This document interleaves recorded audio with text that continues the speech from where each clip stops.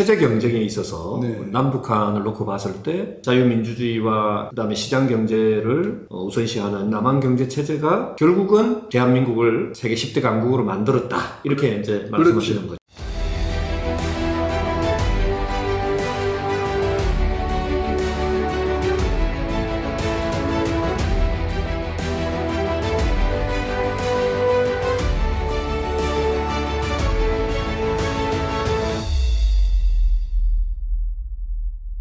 이사장님 안녕하세요. 안녕하십니까. 반갑습니다. 네, 반갑습니다. 이사장님 오늘은 지난주에 이어서 임진왜란과 우리가 6.25 전쟁을 지금 계속 비교하고 있지 않습니까? 그것과 관련돼서 좀 더 여쭙고 싶은데, 저는 이사장님께서 몇 권의 책을 쓰셨지만 이 나와 6.25라는 책, 이거를 보면서 실제로 이사장님께서는 6.25를 6살 때 체험하셨고, 그런 내용들이 너무 리얼하게 북한에서 어떻게 남한으로 오셨는지, 남한에서 또 거제도에서 생활했던 내용이라든지, 또 부산에서 국민학교, 중학교, 고등학교 다녔던 이야기라든지 쭉 이런 것들을 보면서 요즘 젊은 세대들이 과연 이런 걸 알까? 아마 모르지 않을까 하는 생각들이 많이 들더라고요. 모릅니다. 우리 집의 손자들 보면은 아들, 딸까지는 압니다. 예. 체험은 못했지만 머리로는 이해를 하는데 손주들은 그조차도 없어요. 그냥 잘 사는 대한민국, 살기 좋은 나라. 애초에 태어났을 때부터 거기서 스타트를 했으니까 또 그런 옛날에 전시 때의 신선한 얘기들 하면은 듣기 싫어해요.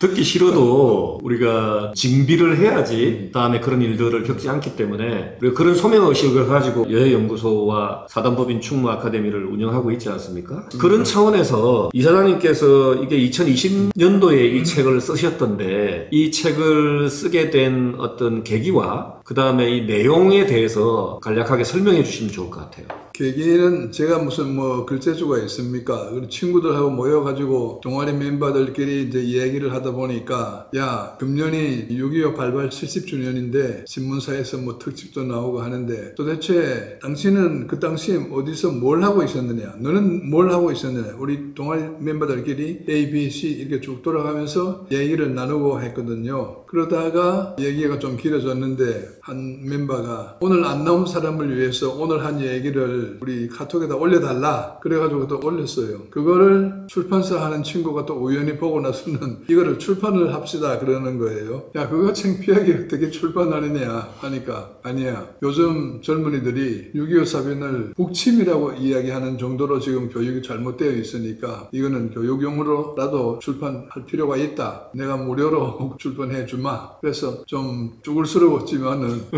마음대로 해.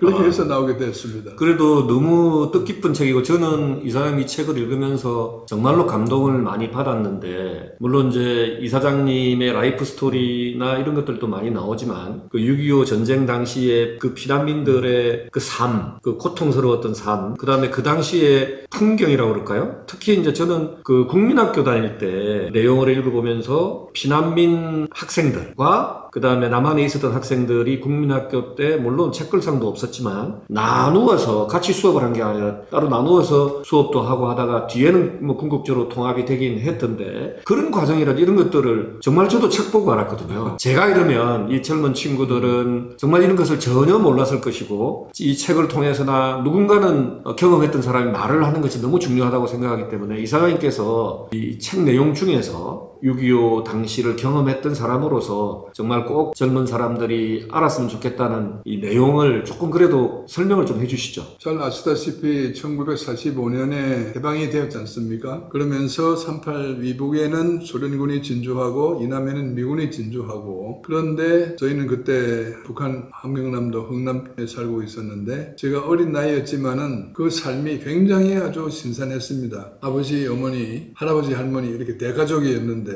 몇백 년 동안 그 동네에 살고 있었거든요. 원래 이성계의 그 홈베이스 아닙니까? 저희는 이성계의 직계 자손은 아니고 그 선조의 자손인데 어쨌든 몇백 년 동안 평화롭게, 가난하지만 빈곤하지만은 평화롭게 살아왔는데, 근데 어느 날 소련 애국군대가 진주를 해가지고 그리고 거기에 동조하는 북한 공산당 정권이 서면서 생활이 완전히 바뀐 겁니다. 무슨 회의, 무슨 또 회의 이런 것들이 시도 때도 없이 이루어지고 그건 주로 이제 야간에 이루어졌는데 나중에는 또 그 주둔 군들의 횡포, 그 소련 군사들의 길거리 다니면서 공공연한 약탈, 겁탈 뭐 이런 거 말로 할 수가 없었습니다. 완전히 뭐 아비규환이었죠. 저녁 때가 되면 뭐 온 동네에 여자들이 비명소리 들리고 그런 생활을 그냥 숙명처럼 받아들이고 있었는데 이 전쟁이 터졌다 이겁니다. 처음에는 전쟁이 터진 것도 몰랐어요. 뉴스나 방송 이런 매체도 없었고 38선 밑에서 일어난 일이었기 때문에 우리 38선 북쪽에 있던 우리는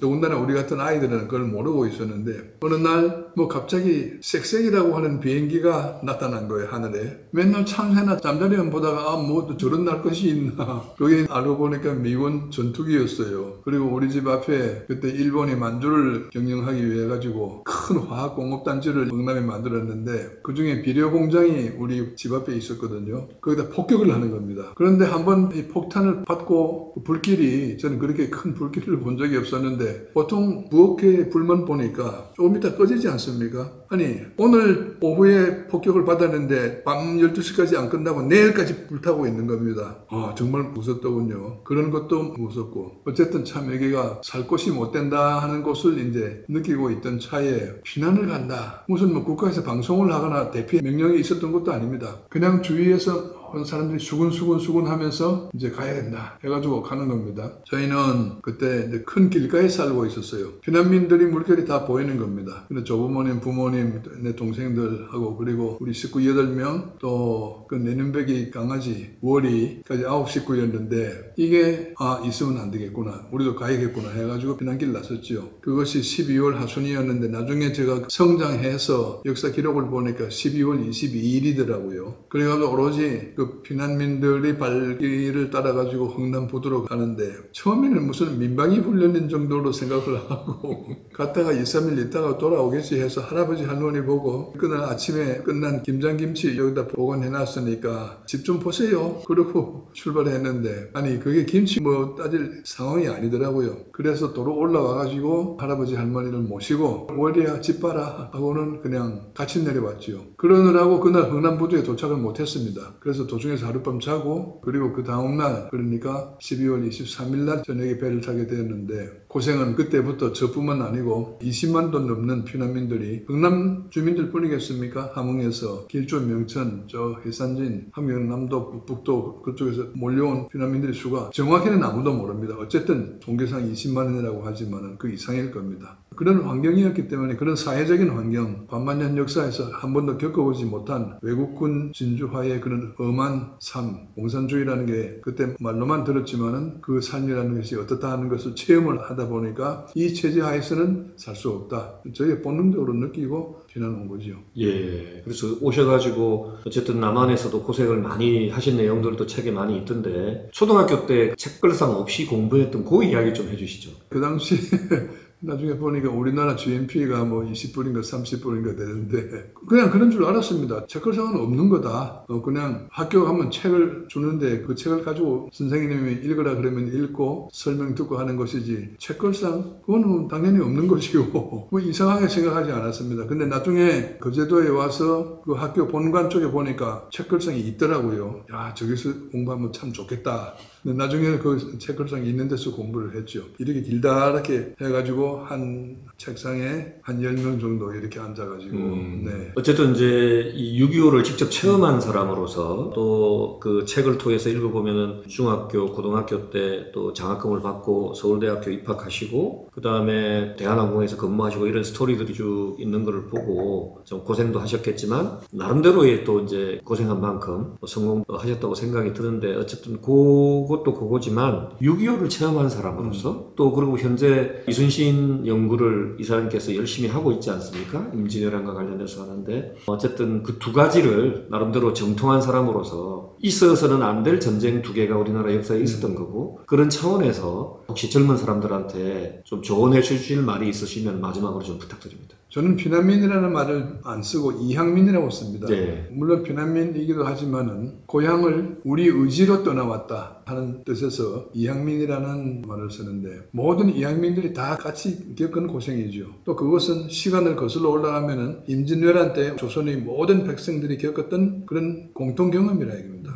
그건 뭐 역사적인 사실이고 지나간 사실이고 그걸 그냥 뭐 실시타령할 것이 아니라 거기에서 우리가 무엇을 배우고 앞으로 미래를 어떻게 설계해야 되겠다 하는 그 가르침을 얻는다 그러면 거기서 이제 그만큼 보람이 있는 거죠. 7년을 든다 그러면은 베트남에 여행 갈 때마다 참 느끼면서 놀라는 것이 있습니다. 베트남이 뭐 잘 아시다시피 땅덩어리도 우리나라보다 훨씬 크고 거의 일본급인데 인구도 뭐 2배 이상 많고 잘만 나라를 다스린다면은 일본에 버금가는 그러한 부강국이 될 수 있는데 아시다시피 지금 어떻습니까? 아직은 좀 개발도상국이고 그렇지 않습니까? 이것이 우리나라처럼 남북이 갈라져 가지고 이제 전쟁을 한 후에 통일은 되었는데 공산통일이 되었다 이겁니다. 저희는 아직 뭐 분단이지만은 공산통일이 되면서 어떻게 됐습니까? 나라의 발전이 한 세대 동안 스톱이 됐습니다. 공산월맹 정권은 월남 정권의 모든 지식인들, 교육자들, 뭐 하여튼 상층 부류에 있는 사람들을 다 제거해버리고 그렇게 체제 통일을 하다 보니까 산업발전, 경제발전을 못했던 거죠. 한 세대를 몽땅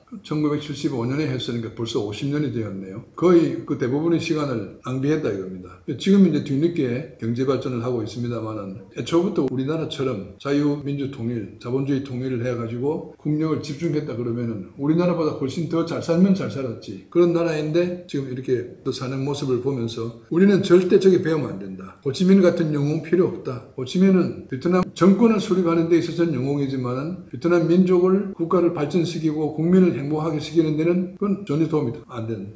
저는 그건 개인적으로는 그렇게 생각합니다. 이승만하고는 다릅니다. 차원이 다릅니다. 그래서 결국은 이사장님 말씀하시고 싶은 것이 체제 경쟁에 있어서 네. 남북한을 놓고 봤을 때 지금 우리가 분단국가지만 자유민주주의와 그다음에 시장 경제를 우선시하는 남한 경제 체제가 결국은 대한민국을 세계 10대 강국으로 만들었다. 이렇게 이제 말씀하시는 거죠. 그렇죠. 예. 그래서 여러분들께서도 이사장님 말씀하신 대로 사실은 좌파가 가지고 있는 그런 어떤 그 시각들 이런 것들도 뭐 일부는 역사적으로 보면은 그 우리가 수용해야 될 부분들도 있지만 결국 체제 경쟁에서는 그 경제 성장이라든지 이런 부분들은 결국 소위 그 우파가 나름대로 훨씬 더 경제 성장을 이루고 부국 강병의 그 시스템이라는 것을 이해하시고 그렇게 뼈저린 경험을 하신 이사장님의 경험을 귀담아 들어서 잘 또 미래를 판단할 때 참고해 줬으면 고맙겠습니다. 오늘은 이것으로 마무리하도록 하겠습니다. 수고하셨습니다. 네, 감사합니다.